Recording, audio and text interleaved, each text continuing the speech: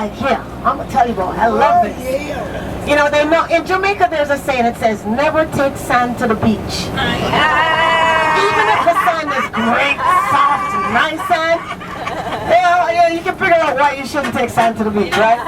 But I like the sand and the beach right here, and I was eavesdropping on you talking about your family and showing photos, and I didn't want to look at the photo of your son because I have someone, and I was like, I need to look at your son. So I kind of don't do it, but you know. So I know there's a strong connection. You're here together. I just wanted both of you to just talk a little bit about why you both decided to come here together. And if you don't want to, if the mic can stretch, that's fine. Yeah, we can stretch it. I was surfing the web, and I was looking for a place to go to where I could connect with my ancestors. And I saw Africa for the Africans. Yeah. And I said, you know what? Let me ask my wife if she wants to go. Wow. So I asked her, and I kept asking her.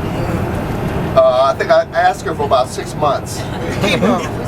And she finally said, okay, we'll go. So here I am, here we are. You know, we're here, and you know, we're enjoying everything that's happening.